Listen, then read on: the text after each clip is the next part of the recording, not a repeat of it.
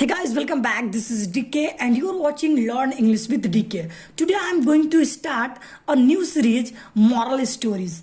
If you want to improve your English speaking, it is a very beneficial for you. Every day I will upload a different types of moral story, guys. So if you want to really improve your English speaking, so it is a very beneficial for you. Every day I will upload different types of moral stories, like this is the first day and Dishonest Milkman. It is all about Dishonest Milkman, about the moral story, and it is a look like different types of provide moral stories, guys, every day. And this is the 30 days challenge, and if you want to really improve your English speaking, this is the very beneficial for you. Without time wasting, I'm going to start the moral story. If you want to really improve your English speaking, so please I will humble request you, read with me.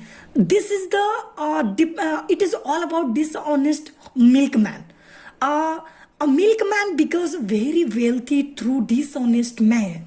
He had to cross a river daily to reach the city where his customer lived. He mixed the water of the river generously with the milk that he sold for a good profit. One day he went for collection in the Jews to celebrate the wedding for his son. With the large amount thus collected, he purchased plenty of rich clothes and glittering gold ornaments. But guys, let me 1 second, guys.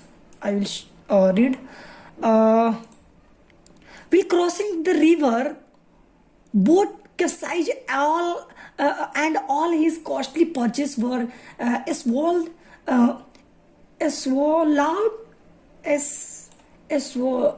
swallowed by the river. The milk vendor was speechless with grief. At that time, he heard a voice chat came from the cheating your customers. It is the moral story. Honesty is the policy, guys.